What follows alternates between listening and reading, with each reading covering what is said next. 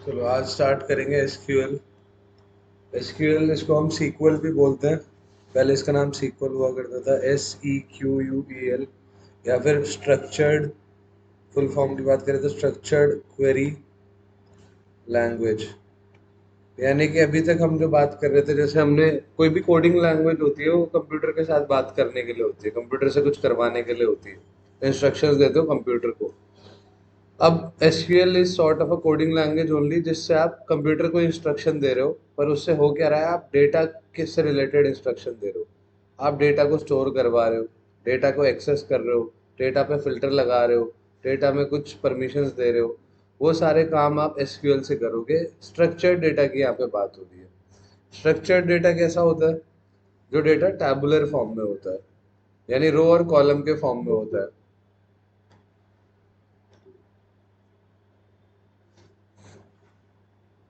यानी structured data में बताऊं तो कुछ ऐसा होगा। हमेशा अगर आप एसक्यूएल की बात कर रहे हो तो स्ट्रक्चर्ड डेटा पे ही वो काम करता है।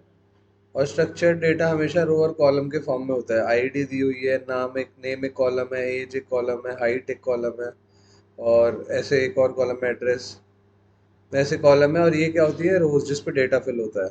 कॉलम क्या होते हैं? ये वर्टिकल वाले। ठीक है, ये वर्टिकल जो होता है कॉलम होता है, जैसे यहाँ पे ID, name, age, height, address, ये कॉलम्स है। और रोज ये होती हैं हॉरिजॉन्टल, जिसमें डेटा आता है आपका, ये वाला पार्ट। इसको रोज बोलते हैं। अब स्ट्रक्चर्ड क्वेरी लैंग्वेज जो है एक जनरल सिंटेक्स लैंग्वेज है, जो बहुत काफ़ी टाइम पहले बनाई गई थी। अब ये स्टैंडर्ड लैंग्वेज चलती हुई आ रही है। इसको लिखने के लिए हमें अलग अलग टूल्स दिए हुए हैं। मतलब इसको यूज़ कहाँ करोगे, इसको, इससे डेटाबेस कौन सा यूज़ करोगे, किस पे इसको स्टोर करवाओगे, उसके लिए अलग अलग आपको टूल्स दिए हुए हैं।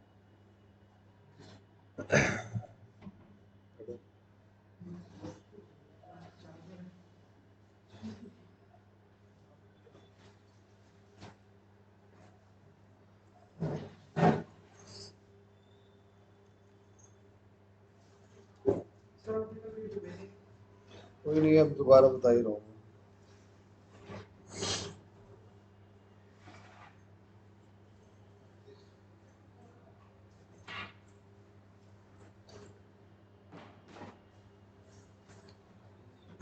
तो डेटा को स्टोर करने के लिए स्ट्रक्चर्ड फॉर्मेट में इसे यूज़ किया जाता है।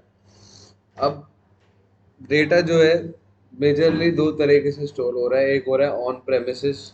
मेजरली डेटा स्टोर कहाँ होता है? एक होता है ऑन प्रेम, जिसको बोलते हैं ऑन प्रेमिसेस। ऑन प्रेमिसेस का मतलब जहाँ पे आप हो उसी लोकेशन पे आप डेटा को स्टोर करते हो। जैसे टेक विद्या है, टेक विद्या अपना डेटा नीचे सर्वर्स के अंदर स्टोर करेगा। ठीक है। और दूसरा ऑप्शन क्या होता है आज के टाइम पे? क्लाउड का जो ऑप्शन है, आप क्लाउड पे डेटा स्टोर कर सकते हो। बट डेटा के लिए स्ट्रक्चर्ड डेटा है, अगर आपको, सर्वर्स होते हैं, कंप्यूटर्स होते हैं। जैसे मैं इस कंप्यूटर के अंदर मल्टीपल सर्वर्स लगे होते हैं, जिसमें आप स्पेस एलोकेटेड होता है। 24 घंटे कंप्यूटर रनिंग है। मान लो मैंने स्पेस एलोकेट कर दिया आपको, ये कंप्यूटर 24 घंटे चलता रहेगा। सीपीयू टाइप होते हैं ये, स्क्रीन वगैरह नहीं होती है उनमें, बस हार्डवेयर होता है। स्टोरेज ही है वो सिर्फ, वो जो हमेशा 24 घंटे चलती रहती है। मतलब 24/7 वो कंप्यूटर ऑन रहेगा, उससे आप कभी भी डेटा एक्सेस कर सकते हो। एक होता है क्लाउड। क्लाउड क्या होता है? क्लाउड में डेटा आप, अ, कहने के लिए वैसे क्लाउड है कि आप क्लाउड पे स्टोर कर रहे हो, बट ये कहीं ना कहीं ये भी, इसकी भी लोकेशन एक होती है। जैसे अमेजोन है, गूगल है। अमेजोन का AWS है, अमेजोन वेब सर्विसेज, आपने सुना होगा AWS, Amazon web services. Microsoft का एज्योर है। गूगल का GCP है, गूगल क्लाउड प्लेटफॉर्म। ये क्या करते हैं, इन्होंने अपने अलग अलग कंट्रीज में अलग अलग लोकेशंस पे अपने वो बना रखे हैं, हार्डवेयर्स बना रखे हैं, जहाँ पे ये हार्डवेयर में अपना वो डेटा स्टोर कर रहे हैं, सर्वर्स बना। डेटा वही है, क्लाउड प्लेटफॉर्म है। उसकी आप कम से कम 200 सर्विसेज हैं, वो सर्विसेज में से कोई सी सर्विस आप यूज कर सकते हो। अलग अलग सर्विसेज प्रोवाइड कराता है। हाँ, मैं वही तो बता रहा हूँ, जरूरी नहीं है आप ये यूज बिना करे अपना काम चला सकते हो, जब आप अपना डेटा खुद स्टोर कर रहे हो। इन हाउस अपने ही कंपनी का अपना ही वो है सब कुछ, बट ये काम बहुत महंगा पड़ता है। अपना खुद का स्टोर करना बहुत महंगा पड़ता है और दूसरे कंपनी को से ये खरीदना सस्ता पड़ता है। तो ये तो बेटा हमारा कर भी सकते हैं, हमारा मिसयूज भी कर सकते हैं। वो मिसयूज इनकी पॉलिसी ऐसी होती है कि काफी अच्छी पॉलिसी होती है, वैसे तो सेफ और सिक्योर रहता है ये ऑन क्लाउड में, बट ये थोड़ा सा सेफ्टी और हैकिंग का इशू रहता है। इसलिए जो बिल्कुल अगर आपका डेटा बहुत ज़्यादा कॉन्फिडेंशियल है तो आप कंपनीज अभी भी प्रेफर करती हैं उसको इन हाउस ही रखें। जैसे कुछ बैंक्स वैंक्स हैं वो अपना डेटा इन हाउस ही रखते हैं, यहाँ पे अपना ऑन प्रेम ही रखेंगे, क्लाउड पे नहीं अपलोड करेंगे, क्लाउड पे नहीं रखेंगे। बट ऑन प्रेम का थोड़ा डिसएडवांटेज ये, मान लो कभी इन केस ऑफ फायर या नेचुरल कैलेमिटी, कोई अर्थक्वेक आ गया, कुछ आ गया, बिल्डिंग कोलैप्स हो गई, आग लग गई, तो डेटा भी आपका चला जाएगा। क्लाउड का फायदा क्या है, क्लाउड पे बैकअप्स होते हैं, 2-3 लोकेशन पे आपका डेटा स्टोर्ड है, तो बैकअप रहता है आपके पास। अगर यहाँ पे कुछ होता है, आग लगती है कंपनी में, तो वहाँ पे डेटा सिक्योर रहेगा।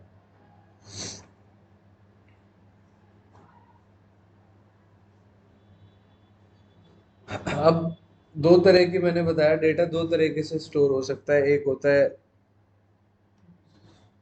वो तो क्लाउड ही हो गया, पर जो डेटा स्टोर करने का तरीका है उसमें आपका एक होता है स्ट्रक्चरल डेटा, स्ट्रक्चर्ड डेटा, यानी जो ऐसे फॉर्म में होगा, जिसको हम बोलते हैं रिलेशनल डेटाबेस। ये होगा रिलेशनल डेटाबेस,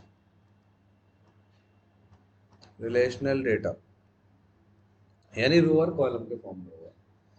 दूसरा डेटा जो आपका स्टोर हो सकता है वो आपका नॉन रिलेशनल डेटा होता है। नॉन रिलेशनल डेटा में आपका जो डेटा होगा वो टेबल के फॉर्म में स्टोर नहीं होगा। तो फिर कैसे होगा, जेसन फॉर्मेट में, की वैल्यू के पेयर में, ग्राफ्स के थ्रू, और कॉमा सेपरेटेड फाइल हो सकती है। इन फॉर्मेट्स में डेटा स्टोर होता है। तो इन फॉर्म टेबल के अलावा कोई भी फॉर्मेट है उसको हम क्या बोलेंगे, नॉन रिलेशनल। रिलेशनल क्या होगा, रिलेशनल होगा टेबल के फॉर्म में। नॉन रिलेशनल में क्या है, हम जो डेटा पढ़ेंगे वो रिलेशनल पढ़ेंगे केवल। हमें जो पढ़ना है वो रिलेशनल है, जिसके अंदर कौन कौन से टूल आते हैं। लैंग्वेज कौन सी रिलेशनल के लिए, एसक्यूएल। नॉन रिलेशनल के लिए कौन कौन सी टूल्स है, नो सीक्वल। ये आपने सुना हो शायद, नो सीक्वल, ये नॉन रिलेशनल डेटाबेस है। और मोंगो डीबी एक नॉन रिलेशनल डेटाबेस है, ये भी शायद सुना होगा। मोंगो डीबी ये नॉन रिलेशनल डेटाबेस है।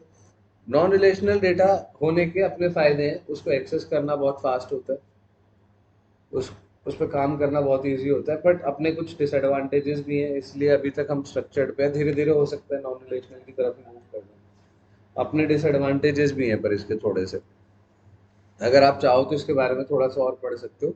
हमारा काम केवल स्ट्रक्चर्ड डेटा को पढ़ना है, रिलेशनल डेटा को पढ़ना है, जिसके टूल्स हैं, यानी एसक्यूएल है एक लैंग्वेज, एसक्यूएल लैंग्वेज है, उसको लिखने के लिए जो टूल है वो है, हम जिस पे काम करेंगे वो कौन सा है, माई एसक्यूएल।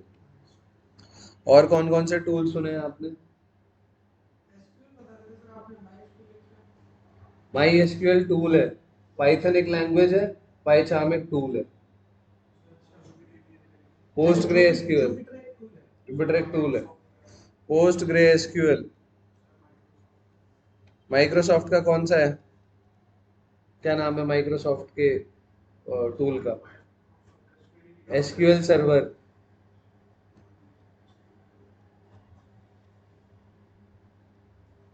ठीक है, एसक्यूएल सर्वर हो गया माइक्रोसॉफ्ट का। पोस्ट लैंग्वेज सिर्फ एक है। क्या कह रहे हो,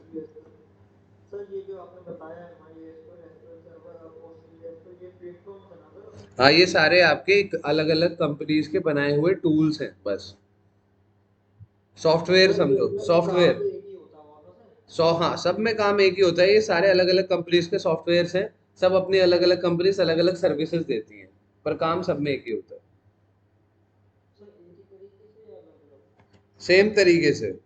अब थोड़ा बहुत टूल में तो फर्क होता ही है, कोई, हाँ जैसे पाइचार्म और पाइथन में यूज कर रहे हो तो फर्क होता है, थोड़ा बहुत हल्का सा सिंटेक्स का भी कहीं कहीं पे फर्क हो सकता है, हल्का फुल्का बहुत माइनर, पर ऑलमोस्ट सिमिलर होगा। लैंग्वेज तो सेम ही रहेगी, आपके काम करने का तरीका वही रहेगा।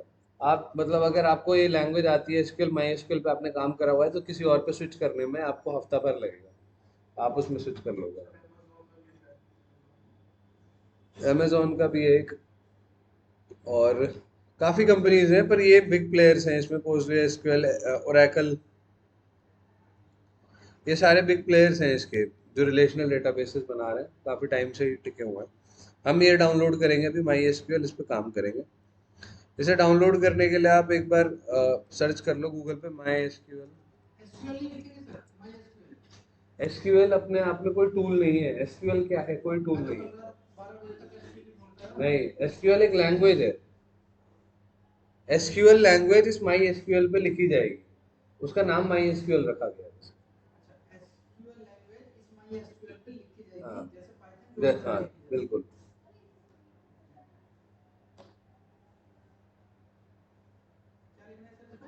माई एसक्यूएल सर्च करो, देखो क्या लिखा हुआ है, इधर पढ़ो। My SQL is an open source, open source का मतलब which is freely available relational database management system. ये एक रिलेशनल डेटाबेस मैनेजमेंट सिस्टम है। इसका मतलब क्या हुआ, अभी मैंने बताया था रिलेशनल डेटा क्या होता है, टैबुलर फॉर्म में होता है जो, तो ये रिलेशनल डेटाबेस को मैनेज करने के लिए एक सिस्टम बनाया गया है, तो इसलिए बोल रहे हैं वो एक, this is a relational database management system.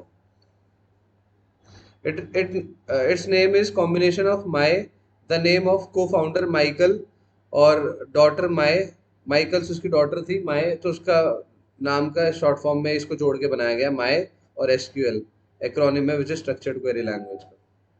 अपनी बेटी के नाम को और उसको एसक्यूएल को जोड़ के उसने बनाया था माय एसक्यूएल।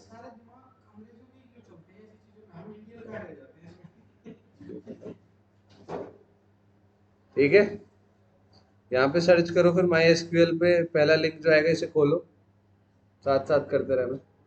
डाउनलोड हो गया, डाउनलोड्स के ऑप्शन पे जाओ,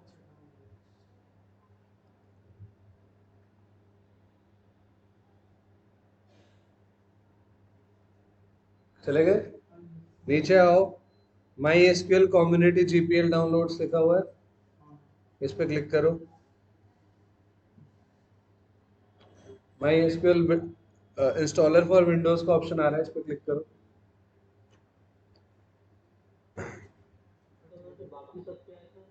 क्या, अलग अलग इंस्टॉल करने के लिए है वो, अलग अलग इसके वो है वर्जन।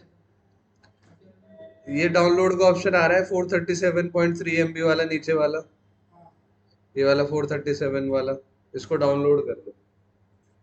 डाउनलोड पे क्लिक करोगे, ये आ गया login, no thanks just start my download. एक सेकंड, हाँ, no thanks start my download का ऑप्शन आ रहा है, हो गया ना स्टार्ट। डाउनलोड्स पे गए,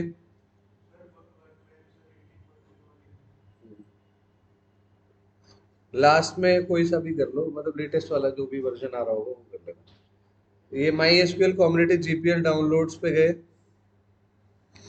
आपने यहाँ से वर्क बेंच करा है केवल अलग से? अच्छा, वर्क बेंच और क्या लिया, सर्वर, बस चल जाएगा, दो ही चीजें चाहिए। फिर my SQL installer for Windows का ऑप्शन आ रहा है इधर,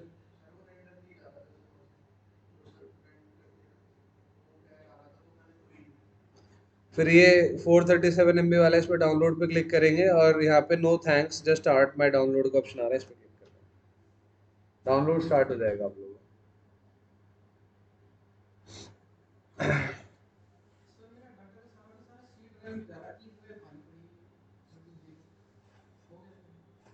हो गया डाउनलोड,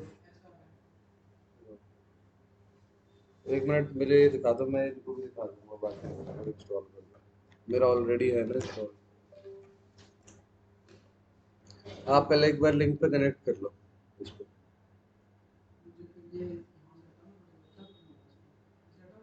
इसे कुछ मत, हाँ इसे क्या अभी के लिए कैंसिल कर दो, नो कर दो, नो कर दो, दोबारा रन कर लेंगे।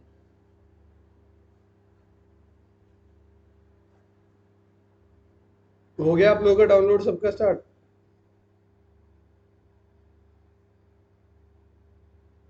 ऑनलाइन में बताओ। ठीक।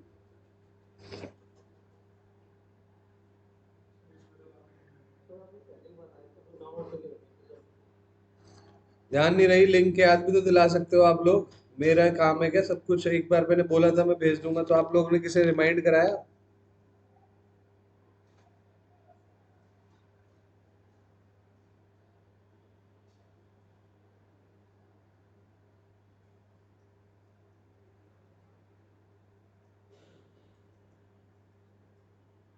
लिंक शेयर कर दूंगा मैं, लिंक पे देख के डाउनलोड कर लेना फिर। वो लिंक मैं आज शेयर कर दूंगा, लिंक हो जाएगा। आप कोई नहीं, लिंक पे देख के कर लेना, लिंक भेज दूंगा मैं। कोई नहीं, देख लो अभी आप फिलहाल के लिए। मैं थोड़ा सा बेसिक बता रहा हूँ।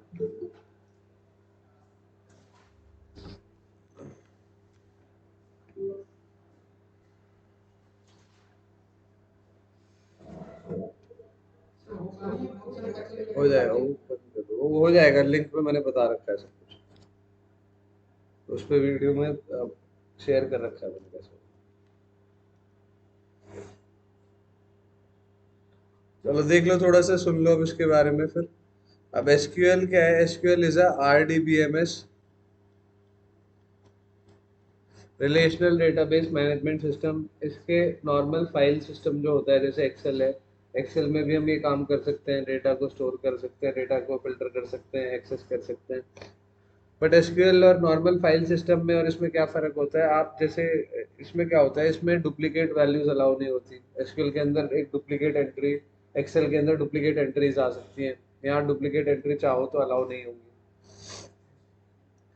और यहाँ पे जो होगा, आप ट्रिगर्स क्रिएट कर सकते हो एक पर्टिकुलर मोमेंट पे एक पर्टिकुलर एक्शन करवाने के लिए।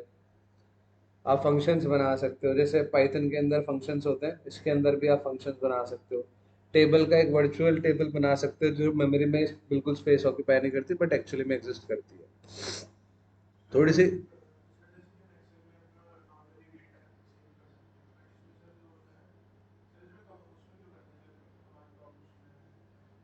कमांड प्रॉम्प्ट में काम करता है। कमांड प्रॉम्प्ट से कैसे, मतलब समझा नहीं।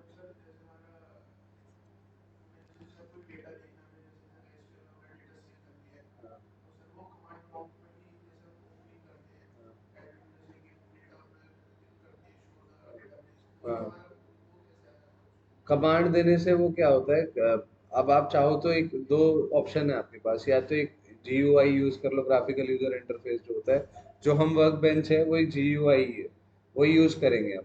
या फिर आप कमांड देके और वो भी कर सकते हो। जैसे यहाँ पे मैं टेबल सेलेक्ट करने के लिए दो चीजें कर सकता हूँ।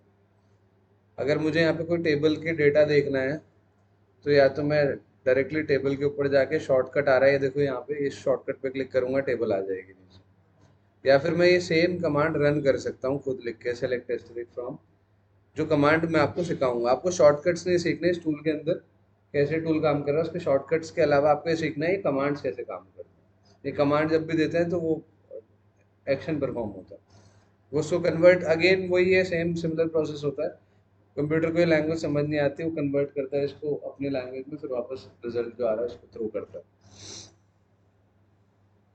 अब कुछ टर्मिनोलॉजीज की बात करते हैं। मैंने अभी जैसे बताया, it is a relational database management system. अब रिलेशन क्या होती है? एक टेबल को हम यहाँ पे क्या बोलते हैं? Relation. This is a whole relation. आपस, क्या हो गया? ये एक रिलेशन है, इसमें अलग अलग कॉलम्स होंगे। जैसे आईडी एक कॉलम है, नेम एक कॉलम है, एज एक कॉलम है, हाइट एक कॉलम है। इन कॉलम्स को मैं क्या बोलता हूँ? इन कॉलम्स को या तो मैं फील्ड बोलता हूँ, या फिर मैं इनको एट्रीब्यूट बोलता हूँ। और सबसे ज्यादा आपको फील्ड लिख के दिखेगा यहाँ पे, तो फील्ड का मतलब समझ जाना, जहाँ पे फील्ड लिखा हुआ है यानी कॉलम की बात हो रही है। या फिर मैं इसको कॉलम भी बोलता हूँ। फील्ड, एट्रीब्यूट और कॉलम। अभी जो रोज हैं,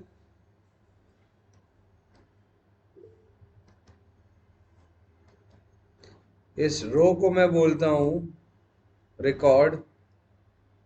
या फिर सबसे ज्यादा जो शायद जो आपको दिखेगा, ट्यूपल दिखेगा। ट्यूपल, रिकॉर्ड, या फिर रो।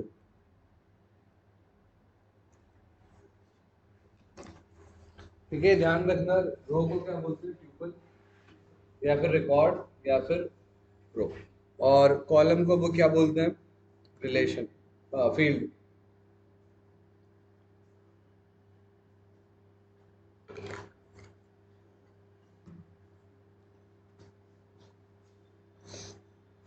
अब देखो इस टेबल, तो आप इसमें नॉर्मलाइजेशन भी बताओगे नहीं नॉर्मलाइजेशन नहीं बताऊंगा। तो इसमें तो टॉपिक आता है तो डीबीएमएस में। डीबीएमएस में तो इतनी मोटी किताब आती है, 6 महीने डीबीएमएस ही पढ़ते रहोगे। बहुत सारी चीजें हैं, लिमिटेड टाइम है, क्या क्या करोगे बताओ। पाइथन के साथ आपको 3.5 महीने में मुझे डीबीएमएस पढ़ाना है, ये तो सोचो। कैसे पढ़ाऊं? मैं तो अपनी तरफ से खूब एक्स्ट्रा ही पढ़ा रहा हूँ। जितना आपके कोर्स में, आप चाहे कोर्स खोल के देख लेना, आपके कोर्स से फालतू ही पढ़ाऊंगा, कम नहीं पढ़ाऊंगा।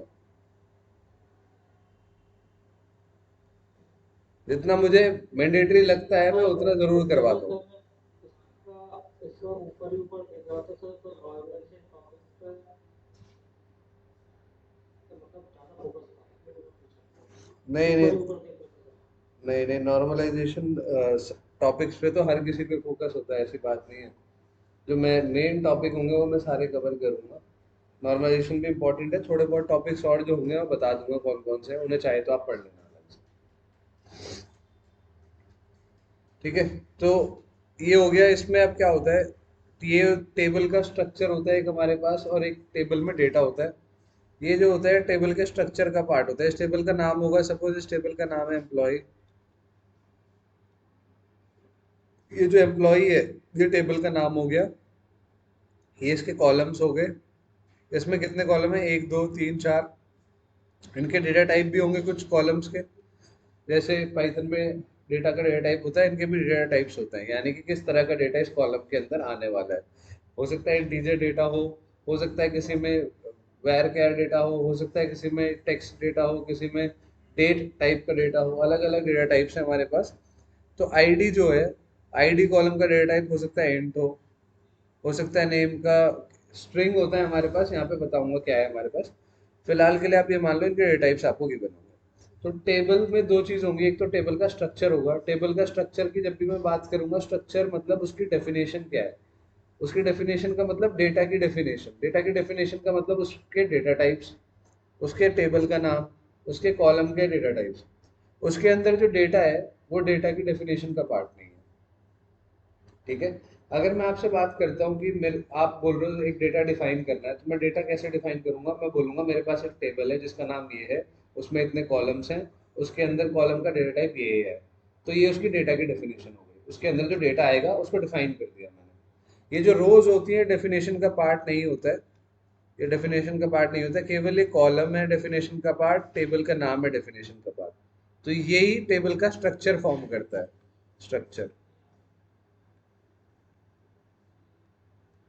तो जो कमांड्स आपके टेबल के स्ट्रक्चर को बनाने के लिए यूज होते हैं, वो कमांड्स कहलाते हैं डीडीएल कमांड्स। डीडीएल का मतलब क्या हो गया, डेटा डेफिनेशन लैंग्वेज। नहीं नहीं, इसके अंदर एसक्यूएल के अंदर ही इसको सब डिवाइड करा हुआ है अलग अलग कमांड्स के अंदर। डेटा डेफिनेशन लैंग्वेज, इसका मतलब क्या हुआ, जो कमांड्स आपके इसको, वो अलग अलग कमांड्स हैं अंदर, उनको सब डिवाइड करा हुआ है। तो जिन कमांड से मैं डेटा की डेफिनेशन को डिफाइन करूंगा वो डीडीएल कमांड्स आपकी कहलाएंगे। अब कुछ कमांड्स होते हैं जो डेटा मैनिपुलेट करने के लिए यूज होते हैं, यानी कि ये जो रोज हैं, इनको मैनिपुलेट करने के लिए यूज होता है। रोज को मैनिपुलेट करने का मतलब क्या है, रोज में क्या क्या मैनिपुलेशन कर सकते हो आप? या तो रोज में आप कुछ अपडेट कर सकते हो, कोई वैल्यू अपडेट कर सकते हो, या रोज से कोई वैल्यू डिलीट कर सकते हो। तो जो कमांड्स इन कामों के लिए यूज होंगे वो कौन से कमांड्स होंगे, DML commands, data manipulation language.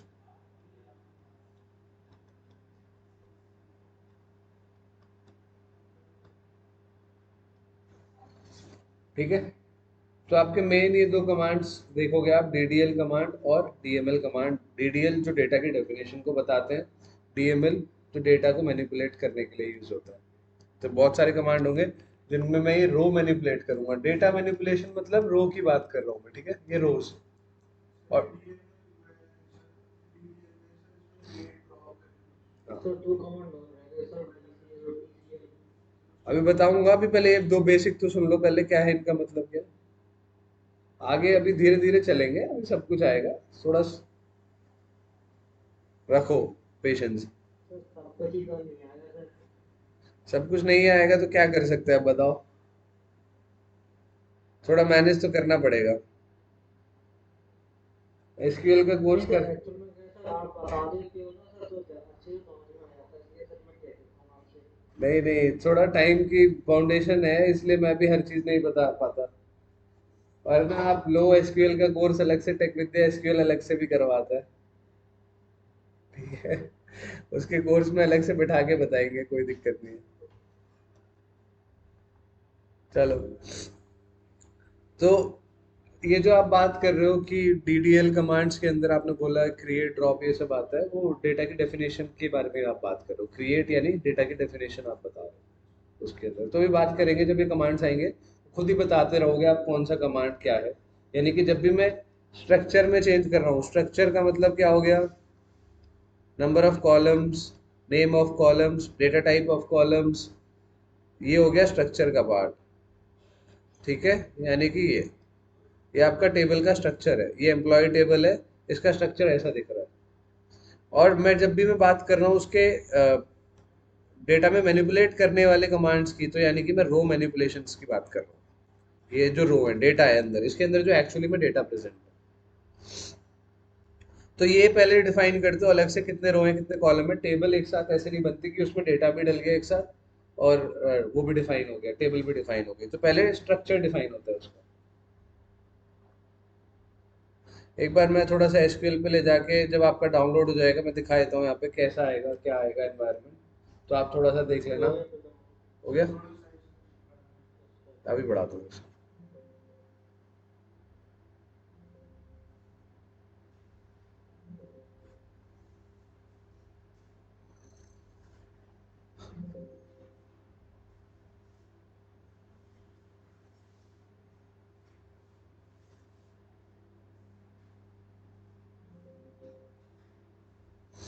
चलो इसे मैं खोल लेता हूँ नई फाइल।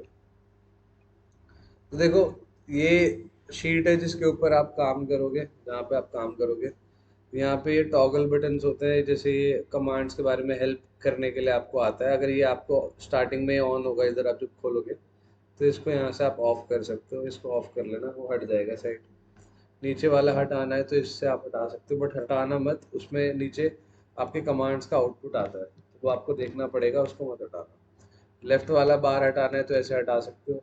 ये भी मत हटाना क्योंकि ये भी आपका सबसे ज़्यादा यूज़ होगा, इन दोनों को रहने देना। लेफ्ट वाले और नीचे वाले, इनको स्पेसेस को आपको रहने देना है, वरना मैं चाहूँ तो पूरा हटा सकता हूँ। हट गया, पूरी शीट आ गई है। बट नीचे मेरे को आउटपुट देखने के लिए चाहिए, लेफ्ट में मेरे को ये डेटाबेस देखने के लिए चाहिए। तो पहले थोड़ी सी बात कर लेते हैं हल्की सी डेटाबेस की। डेटाबेस क्या होता है? डेटाबेस एक जगह होती है जहाँ पे आपकी टेबल्स स्टोर होती हैं, मल्टीपल टेबल्स का कलेक्शन को डेटाबेस बोलते हो या स्कीमा, ठीक है। इसके अंदर आपकी मल्टीपल टेबल्स आएंगी। सिंगल डेटाबेस के अंदर मल्टीपल टेबल्स होती हैं, कितने भी टेबल हो सकती है। इस डेटाबेस का कुछ नाम होता है, सपोज इसका नाम है एम्प्लॉय, पीएमपी। इसके अंदर मल्टीपल टेबल्स आपकी आएंगी। एक टेबल है आपकी जिसका नाम है डिटेल्स, एक टेबल है जिसका नाम है आपका सैलरी, एक टेबल है जिसका नाम अगेन डिटेल्स नहीं हो सकता। यानी दो टेबल्स का नाम एक डेटाबेस के अंदर सेम कभी भी नहीं होगा, अलग अलग नाम होना चाहिए, सेम नाम की दो टेबल नहीं हो सकती। और ऐसी एक टेबल में एक आईडी कॉलम है, एक और आईडी कॉलम है, दो सेम नाम के कॉलम्स नहीं हो सकते, डुप्लीकेट कॉलम्स अलाउड नहीं है। तो डेटाबेस के अंदर जो टेबल्स होंगी सारी यूनिक होंगी, table one, table two, table three. और टेबल के अंदर जितने कॉलम्स होंगे वो सारे डिफरेंट होंगे। डेटा डुप्लीकेट हो सकता है, डेटा में कोई दिक्कत नहीं है, कॉलम्स डुप्लीकेट नहीं हो सकते। अब दो डेटाबेस सेम नाम के भी नहीं हो सकते। जैसे एक एम्प्लॉय डेटाबेस ऑलरेडी है, आप एक और डेटाबेस बना रहे हो जिसमें एम्प्लॉय है, एम्प्लॉय का, तो ये भी अलाउड नहीं है। यानी कि दोनों डेटाबेस सेम है तो अलाउड नहीं होगा। आप एम्प्लॉय वन नाम से बना सकते हो, थोड़ा सा चेंज करके बना सकते हो, ये क्रिएट हो जाएगा, ये नहीं बन पाएगा। ठीक है। अब जैसे पाइथन हमारी केस सेंसिटिव है कि नहीं है लैंग्वेज? केस सेंसिटिव है, यानी कि उसमें अगर आप एक वेरिएबल बना रहे हो small x is equal to 10 और आप एक वेरिएबल बना रहे हो capital x is equal to 10, तो दोनों डिफरेंट वेरिएबल्स हैं, ये अलग है और ये अलग है। ये केस सेंसिटिव है, स्मॉल एक्स और कैपिटल एक्स दोनों को अलग अलग प्रेफरेंस मिलता है। बट यहाँ पे ऐसा नहीं होता।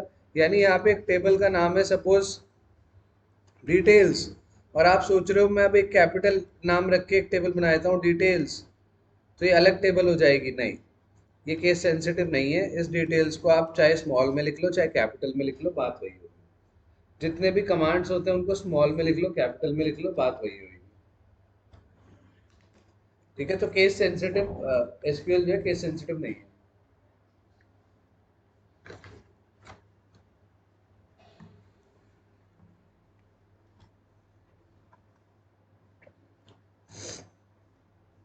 अब इनिशियली जब आपका ये इंस्टॉल हो जाएगा वर्कबेंच, ये वर्कबेंच आप खोलोगे, यहाँ पे आपका जो ये डेटाबेस आ रहा है, मेरे ये सारे इतने सारे डेटाबेस आ रहे हैं, ये शायद एडमिनिस्ट्रेशन पे क्लिक रहेगा आपका इधर, आप इसको स्कीमास पे क्लिक कर लेना। ये नीचे ऑप्शन आ रहा है स्कीमा का, ये इस पे क्लिक कर लेना, एडमिनिस्ट्रेशन से हटा के स्कीमा पे। अब ये सारे आपके डेटाबेस आ रहे हैं इधर, आपके शायद नहीं आएंगे इनिशियली, जब आप बनाओगे तो आपको डेटाबेस अपना बनाना पड़ेगा। तो मैं आपको डेटा एक भेज भी दूंगा चिनूक का, वो डेटा पे हम काम करेंगे, चिनूक डेटा पे। उससे पहले मैं आपको टेबल्स वगैरह बनाना बताऊंगा कैसे बनाते हैं। तो जब आपका इंस्टॉल हो जाएगा, सबसे पहला काम होगा आपका एक डेटाबेस बनाना। आपके पास डेटाबेस होगा नहीं, आपको एक डेटाबेस चाहिए जिसके अंदर आप टेबल्स बनाओगे। तो पहले आप, एक कमांड होता है डेटाबेसेस देखने के लिए, जो कमांड आपको डेटाबेसेस दिखाता है। तो आप लिखोगे शो डेटाबेसेस। अब ये जितने भी ब्लू कलर के लिख के आ रहे हैं ना, ये आपके कीवर्ड्स होते हैं। ये भी कीवर्ड है और ये भी कीवर्ड है। कीवर्ड क्या होता है? रिजर्व्ड वर्ड्स, जिनका एक स्पेशल मीनिंग है, इनबिल्ट है वो, कुछ स्पेशल मीनिंग है, कमांड के लिए उसको यूज किया जा रहा है। शो का कुछ मतलब है अपना, डेटाबेस का, डेटाबेसेस का अपना मतलब है। अब हर क्वेरी को आप किससे एंड करोगे? सेमीकोलन से। क्वेरी एग्जीक्यूट करने के लिए आपके पास शॉर्टकट होता है कंट्रोल और एंटर। ये क्वेरी एग्जीक्यूट हो गई, कंट्रोल एंटर दबा के आप एग्जीक्यूट कर सकते हो। या इस क्वेरी को ऐसे सेलेक्ट कर लिया पूरी को, और यहाँ पे एग्जीक्यूट का ऑप्शन आ रहा है, फ्लैश का सिंबल, इधर से इसको एग्जीक्यूट कर दिया, ये आ गया इसका रिजल्ट नीचे, यहाँ पे रिजल्ट आ रहा है। कंट्रोल एंटर शॉर्टकट है। सेलेक्ट करके नहीं, बिना सेलेक्ट करे सेमी कोलन के बाद जाके कंट्रोल एंटर, या इसी कमांड में कहीं पे भी जाके कंट्रोल एंटर, जिस लाइन पे आप हो वही लाइन रन होती है इससे। अब ये देखो यहाँ पे ग्रीन टिक बन के आ रहा है नीचे, इसमें 91 92, और ये टाइम आ रहा है, show database 18 rows returned, number of rows कितने वापस आई हैं वो भी बता रहा है, कितना टाइम लगा क्वेरी को चलने में ये भी बता रहा है। अब ग्रीन टिक का मतलब है आपकी सब चीज़ें ठीक रही, आपकी क्वेरी सक्सेसफुली एग्जीक्यूट हो गई है। अगर यहाँ पे कभी भी रेड टिक आता है तो इसका मतलब, रेड क्रॉस आता है, इसका मतलब क्वेरी नहीं चल पाई। जैसे फॉर एग्जांपल मैं इसकी स्पेलिंग मिस्टेक कर देता हूँ। अब ये यहाँ पे मुझे पहली बात तो इसने यहाँ पे देखो रेड क्रॉस बन के आ गया, वो मुझे इंडिकेट कर रहा है कि आपके कमांड लिखने में ही कोई मिस्टेक है, you are writing the query wrong, आप क्वेरी ही गलत लिख रहे हो। तो आपको यहाँ पे क्या लिखना पड़ेगा, इस क्वेरी को पहले ठीक करना पड़ेगा। अब मान लो शो डेटाबेसेस के बाद मैंने कुछ ऐसे लिख दिया और इसको रन करता है, तो यहाँ पे नीचे क्रॉस बन के आ गया देखो, you have an error in your SQL syntax. Syntax में गलती होने का मतलब क्या है? आपने लैंग्वेज ही गलत लिखी, आपने लिखने में गलती करी, कोई लॉजिकल एरर नहीं था यहाँ पे, या डेटा का कोई एरर नहीं है, वो आपने लिखने में ही गलत कर रखा है। इसको ठीक करो, जो लिखा हुआ है एफ को हटाओ यहाँ से, वो क्रॉस भी हट गया। ठीक है। अब अगर मान लो शो डेटाबेसेस मैंने रन करा तो ये इसका रिजल्ट आया, इसके रिजल्ट में क्या आ रहा है? क्या है ये बताओ? ये सारे डेटाबेसेस की लिस्ट आ गई मेरे पास, जितने भी डेटाबेस मेरे पास हैं, जितने भी डेटाबेस हैं उन सब की लिस्ट आ गई मेरे पास। ठीक है। नेक्स्ट, अगर आपको एक और कमांड रन करना है, पहली बात तो ये शीट कहाँ से खोली है मैंने, ये एसक्यूएल प्लस का जो ऑप्शन आ रहा है, ये इससे खोल सकता हूँ मैं, ये प्लस दबा के, और यहाँ से वापस दूसरी और इन शीट्स में इंटरचेंज कर सकता हूँ मैं, अलग अलग शीट के ऊपर ऐसे जा सकता हूँ मैं। हाँ, ये मतलब जिस पे काम कर रहे हो एसक्यूएल की शीट बोल लो, फाइल बोल लो एसक्यूएल पर।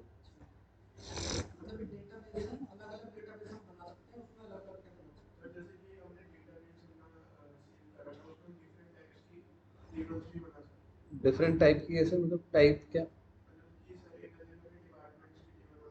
हाँ,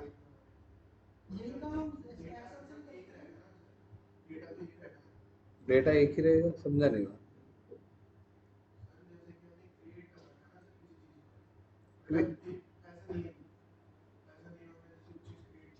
ठीक है। आप चाहो तो अलग अलग फाइल्स में कर लो, ऐसा नहीं है। जैसे मान लो, जैसे मैंने इस फाइल के अंदर जाके मैंने एक कमांड रन करा क्रिएट टेबल का, मैंने एक टेबल बना दी डेटाबेस, फिर दूसरी किसी भी फाइल में गया मैं, किसी भी फाइल में रैंडम में, और मैंने यहाँ पे क्रिएट टेबल का कमांड रन करा, वो भी बना देगा। इससे कोई फर्क नहीं पड़ता कि आप किस शीट पे किस फाइल पे इसको रन कर रहे हो, आप किसी भी फाइल पे अपने कमांड को रन कर सकते हो जाकर। बिल्कुल, कोई भी टेबल किसी भी फाइल में खोल लो, यहाँ पे इतनी सारी फाइल खुली हुई है, किसी भी फाइल में जाके कोई भी टेबल खोल लो, सब पे काम होगा। हाँ, हाँ, बिल्कुल। इस फाइल से कोई मतलब नहीं है, नीचे जो आउटपुट आ रहा है उससे कोई मतलब नहीं है। ये काम कहीं पे भी किसी भी फाइल में हो सकता है, मल्टीपल, जैसे जुपिटर के फाइल, जुपिटर खोलते हो आप, जुपिटर के अंदर अलग अलग फाइल्स खोल सकते हो जुपिटर की, उन फाइल्स के अंदर, सबके अंदर आप किसी के भी अंदर काम कर लो, आउटपुट सबके अंदर सेम आएगा। यहाँ पे भी आप किसी के भी अंदर काम कर लो, अब आउटपुट सबके अंदर सेम आएगा। जैसे मैं यहाँ पे जा रहा हूँ, अब मैंने ये SQL 33 फाइल है, यहाँ पे मैं वो शो डेटाबेसेस वाला कमांड रन कर देता हूँ, कहीं पे भी रैंडमली ऐसे ही। अब मैं इसको रन करूंगा, कंट्रोल देखो, ये एक कमांड यहाँ पे खत्म हो रहा है, एक यहाँ पे खत्म हो रहा है। अब अगर मैं यहाँ पे जाके रन करता हूँ तो कौन सा कमांड रन होगा, ये वाला, ये वाला। अगर मैं यहाँ पे जाके कंट्रोल एंटर करता हूँ तो शो डेटाबेसेस वाला कमांड रन होगा, ये रन होगा। तो आपका किसी भी फाइल में कर सकते हो, उससे कोई फर्क नहीं पड़ेगा आपको। ठीक है। शो डेटाबेसेस आपका कमांड आ गया, ये आपके डेटाबेसेस आ गए। इनिशियली आपके पास कोई डेटाबेस नहीं होगा, आपको डेटाबेस क्रिएट करना पड़ेगा। कल बात करेंगे कैसे क्रिएट होगा, क्या होगा, टेबल कैसे बनेगी। उससे पहले अपने थोड़ा इसको, अपना MySQL को करके आना, मैं लिंक भेज रहा हूँ अभी, शेयर कर रहा हूँ।